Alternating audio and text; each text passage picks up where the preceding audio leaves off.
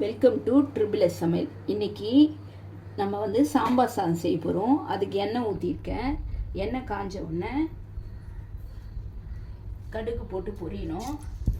கடுகு கொஞ்சமாக சீரகம், இந்த பாருங்க ஒரு பிஞ்சளவு சீரகம், இது ரெண்டும் பொரியணும். பொரிஞ்ச உடனே வெங்காயம் பூண்டு, இங்கே பாருங்க வெங்காயம் பூண்டு தக்காளி, வெங்காயம் பூண்டுமும் வதங்கட்டும். இதில்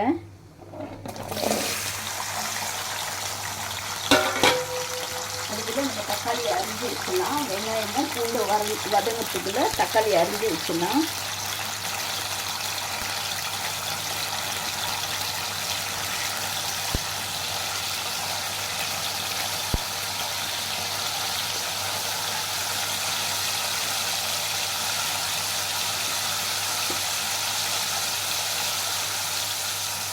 இங்கே பாருங்கள், தக்காளியை நீட்டி ஷேப்லேயே அரிஞ்சிட்டேன்.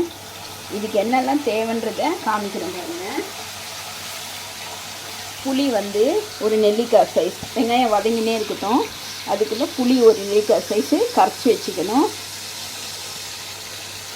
அரிசி வந்து இது பாருங்க, இந்த டம்ளரில் ஃபுல்லாக போட்டிருக்கேன். இந்த டம்ளரில் ஃபுல்லாக போட்டு ஊற வச்சு வச்சுருக்கேன். இதே டம்ளரில் 3 டம்ளர் தண்ணி ஊற்றி வச்சுருக்கேன். இங்கே பாருங்கள். ஸோ இதுக்கு என்னெல்லாம் தேவைன்னு பாருங்கள். பருப்பு, அந்த டம்ளர் காமிச்சேன்ல, அதில் அரை இது அளவு பருப்பு வேக வச்சு எடுத்துருக்கேன். இப்போ அதையும் அதில் ஊற்றிட போகிறேன்.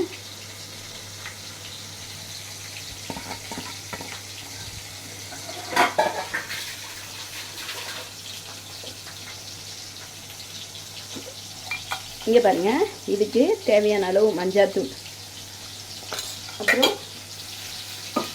வெங்காயம் பாட்டு வெங்காயம் வதங்கினே இருக்கட்டும். நம்ம அதுக்குள்ளே இதெல்லாம் முடிச்சிடலாம்.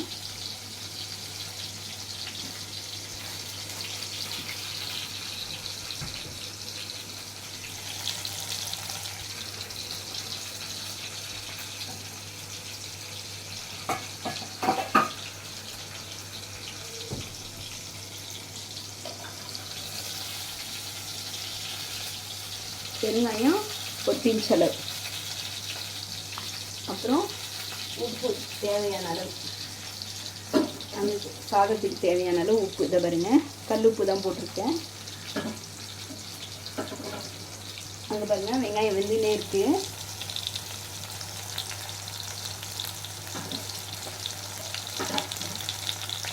ஏற்றி விட்டுருக்கேன்.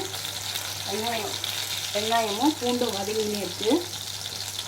அப்புறம் இதில் மிளகாத்தூள் ஒரு ஸ்பூன் அளவு மிளகாத்தூள் போடணும். ஃபுல்லாக போட்டேன், ஒரு ஸ்பூன் ஃபுல்லாக போட்டேன். இப்போ இந்த தக்காளியும் கொட்டிடுறேன். வெங்காயம் வதங்கிடுச்சு, தக்காளியும் கொட்டிட்டு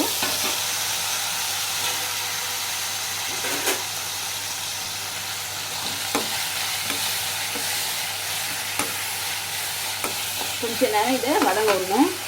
வதங்கின உடனே இங்கே காமிச்சேன் இல்லையா குக்கரில், இதை வந்து மூடி போட்டு ஒரு 3 விசில் வச்சு எடுத்துகிட்டு, இந்த வதங்கினது அதில் கொட்டி 3 விசில் வச்சு எடுத்துகிட்டு உங்களுக்கு காமிக்கிறேன் பாருங்கள். இங்கே பாருங்கள், ஒரு ஸ்பூன் நெய், 2 ஸ்பூன் எண்ணெய் ஊற்றிருக்கேன். கடுகு போட்டுட்டேன். கடுகு பொரிஞ்ச உடனே பொரிஞ்சிச்சு. இங்கே பாருங்கள், கருவேப்பிலை, காஞ்ச மிளகாய் போட்டுருங்க. போட்டுட்டு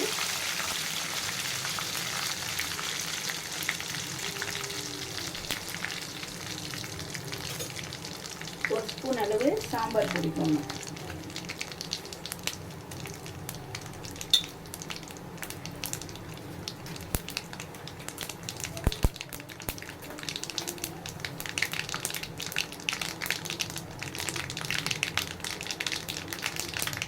இது பாருங்க, சாம்பார் பொடியும் போட்டுட்டேன்.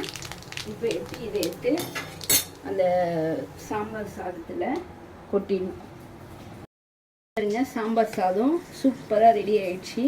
இந்த டிஷ்ஷு உங்களுக்கு பிடிச்சிருந்தா லைக் பண்ணுங்கள், ஷேர் பண்ணுங்கள், சப்ஸ்கிரைப் பண்ணுங்கள், பெல் பட்டனை டிங்குன்னு வச்சுருங்க. தேங்க்யூ. இன்னொரு டிஷ்ஷோடு பார்க்கலாம். பாய் பாய்.